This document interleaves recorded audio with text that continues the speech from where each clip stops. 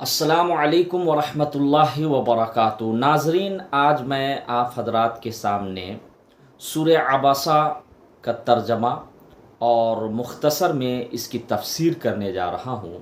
اللہ تعالیٰ سے دعا ہے کہ اللہ تعالیٰ ہم سب کو کہنے سننے سے زیادہ عمل کرنے کی توفیق عطا فرمائے۔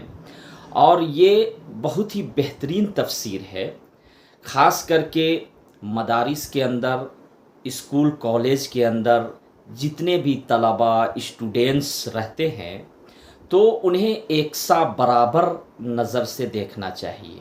یہ نہیں کہ امیر ہے تو ہم ان کو زیادہ دھیان دیں، ان کو زیادہ سکھائے، ان کے طرف زیادہ متوجہ ہو، اور جو غریب ہے، معذور ہے، ان کی طرف ہماری نظر نہ ہو، ان کو زیادہ دھیان نہیں دیتے ہوں۔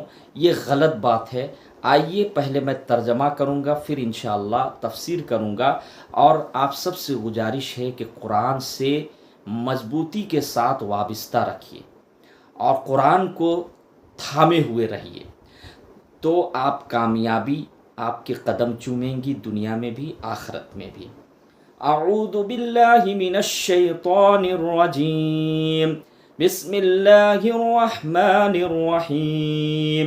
عبس وتولی، ترجمہ: اس نے ترش رو ہو کر منہ موڑ لیا۔ ان جاءہ الاعمی، صرف اس لیے کہ اس کے پاس ایک نابینا آیا۔ وما یدریک لعلہ یزکی، تجھے کیا خبر شاید وہ سنور جاتا۔ او یذکر فتنفعہ الذکری، یا نصیحت سنتا اور اسے نصیحت فائدہ پہنچتی۔ یہ اللہ تعالیٰ ہمارے نبی صلی اللہ علیہ وسلم سے مخاطب ہو کر فرما رہے ہیں۔ اما من استغنی، جو بے پرواہی کرتا ہے اس کی طرف، فانت لہ تصدی، تو پوری توجہ کرتا ہے، یعنی جو بے پرواہی کرتا ہے اس کی طرف تو پوری توجہ کرتا ہے۔ وما علیک الا یزکی، حالانکہ اس کے نہ سنورنے سے تیرا کوئی نقصان نہیں ہے۔ واما من جاءک یسعی، اور جو شخص تیرے پاس دوڑتا ہوا آتا ہے، وہو یخشی، اور وہ ڈر بھی رہا ہے، فأنت عنہ تلہی، تو اس سے تو بے رخی برتتا ہے۔ کلا انہا تذکرہ، یہ ٹھیک نہیں، قرآن تو نصیحت کی چیز ہے۔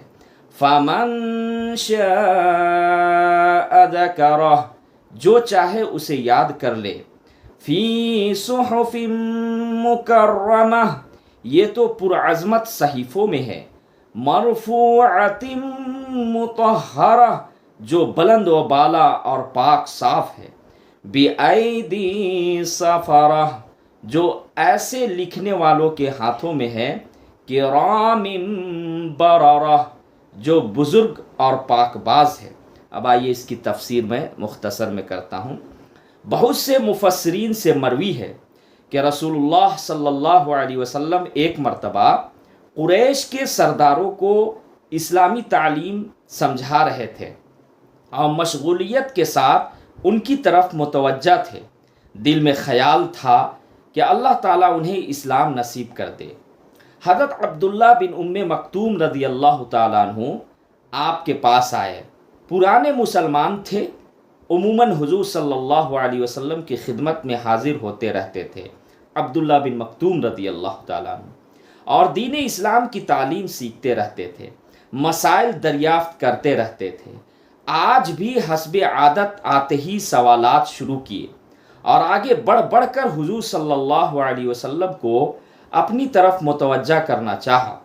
آپ صلی اللہ علیہ وسلم چونکہ اس وقت ایک اہم امر دینی میں پوری طرح مشغول تھے، ان کی طرف توجہ نہ فرمائی، بلکہ ذرا گراں خاطر گزرا اور پیشانی مبارک پر بل پڑ گئے۔ اس پر یہ آیتیں نازل ہوئی کہ آپ صلی اللہ علیہ وسلم کی بلند شان اور اعلیٰ اخلاق کے لائق یہ بات نہ تھی کہ اس نابینا سے جو ہمارے خوف سے ڈرتا بھاگتا آپ کی خدمت میں علم دین سیکھنے کے لیے آئے اور آپ صلی اللہ علیہ وسلم اس سے منہ پھیر لے اور ان کی طرف متوجہ رہے جو سرکش ہے، جو مغرور متکبر ہے، بہت ممکن ہے کہ یہی پاک ہو جائے اور خدا کی باتیں سن کر برائیوں سے بچ جائے اور احکام کی تعمیل کے لیے تیار ہو جائے۔ یہ کیا کہ آپ صلی اللہ علیہ وسلم ان بے پرواہ لوگوں کی جانب تمام تر توجہ فرما لے۔ آپ صلی اللہ علیہ وسلم پر کوئی ان کا راہ راست پر لا کھڑا کرنا ضروری تھوڑی ہے۔ وہ اگر آپ صلی اللہ علیہ وسلم کی باتیں نہ مانے تو آپ پر ان کے اعمال کی پکڑ ہرگز نہیں ہے۔ مطلب یہ ہے کہ تبلیغ دین میں شریف، ضعیف، فقیر، غنی، آزاد، غلام، مرد و عورت، چھوٹے بڑے سب برابر ہے۔ یعنی آپ صلی اللہ علیہ وسلم جو ہے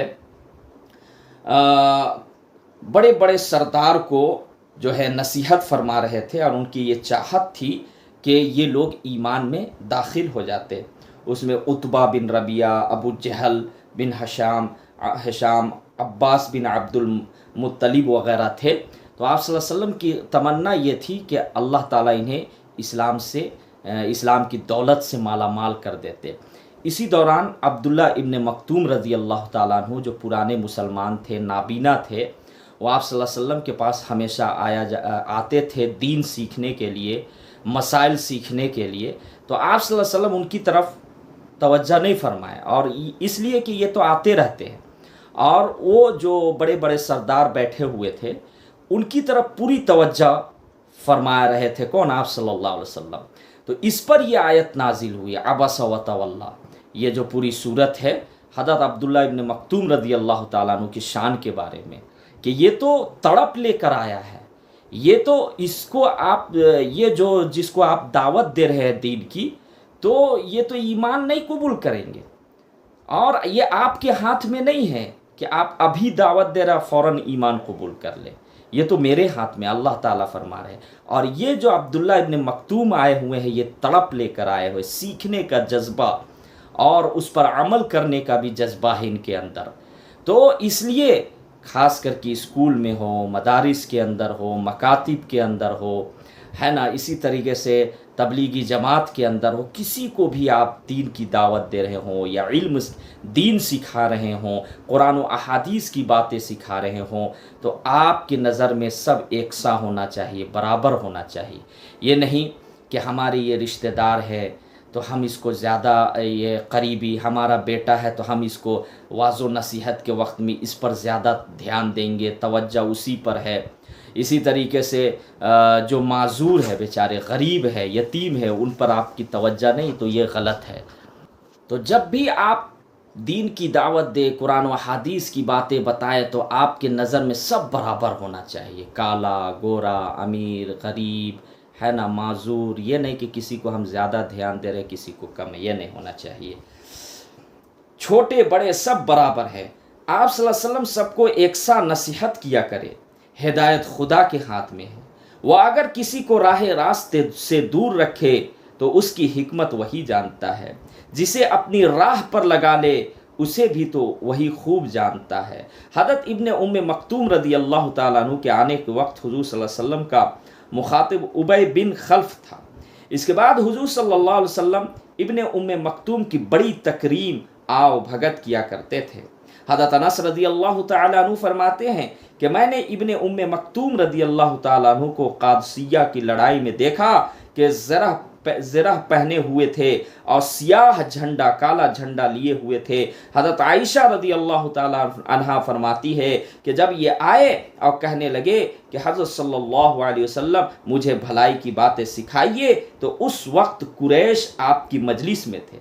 آپ صلی اللہ علیہ وسلم نے ان کی طرف پوری توجہ نہ فرمائی، انہیں سمجھاتے جاتے تھے اور فرماتے جاتے تھے کہو میری بات ٹھیک ہے، وہ کہتے جاتے تھے ہاں صلی اللہ علیہ وسلم درست ہے۔ ان لوگوں میں عتبہ بن ربیعہ، ابو جہل بن ہشام، عباس بن عبد المطلب تھے۔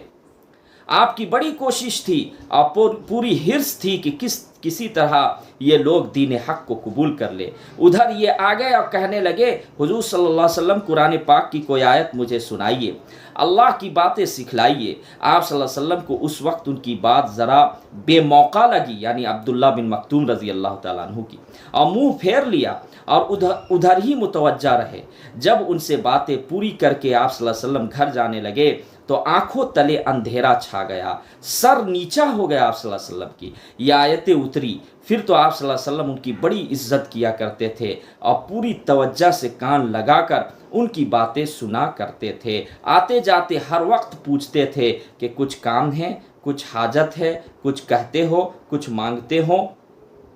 इसी तरीके से हज़रत अब्दुल्ला बिन उमर रज़ी अल्लाह तआला अन्हुमा फरमाते हैं कि मैंने हुजूर सल्लल्लाहु अलैहि वसल्लम से सुना, आप सल्लल्लाहु अलैहि वसल्लम फरमाते थे कि बिलाल रात रहते हुए अजान दिया करते हैं तो तुम सहरी खाते पीते रहो, यहाँ तक कि इब्ने उम्मे मक्तूम रज़ी अल्लाह तआला अन्हु की अजान सुनो। ये वह नाबीना है जिनके बारे में अबसा व तवल्ला अन जाअहुल अअमा उतरी थी। ये भी मुअज्जिन थे, बिनाई में नुकसान था। जब लोग सुबह सादिक देख लेते और इत्तला कर देते कि सुबह हो गई, तब ये अजान कहा करते थे। तो मैं आपको बता दूं कि आप सल्लल्लाहु अलैहि वसल्लम का मकाम व मर्तबा बड़ा बुलंद है, वो इमामुल अंबिया है। अल्लाह ताला आप सल्लल्लाहु अलैहि वसल्लम को अगर कोई नसीहत करते थे तो अल्लाह ताला मोहब्बत की बिना पर करते थे, इसको गलत नहीं समझना है। यहाँ अब्दुल्ला इब्ने मक्तूम रज़ी अल्लाह ताला अन्हु के दीन को तड़प और उनका को जो मसाइल सीखने के लिए आए थे, दीन सीखने के लिए, तो वो तड़प था। और अल्लाह जान रहा था कि जिन लोगों को मेरे महबूब सल्लल्लाहु अलैहि वसल्लम नसीहत कर रहे हैं ये अभी ईमान कबूल करने वाले नहीं हैं, ईमान अभी कबूल करने वाले नहीं है। इसलिए अल्लाह ताला ने फरमाया कि आप जिसको नसीहत कर रहे हैं ये ईमान कबूल करने, ये तो मेरे हाथ में है हिदायत देना।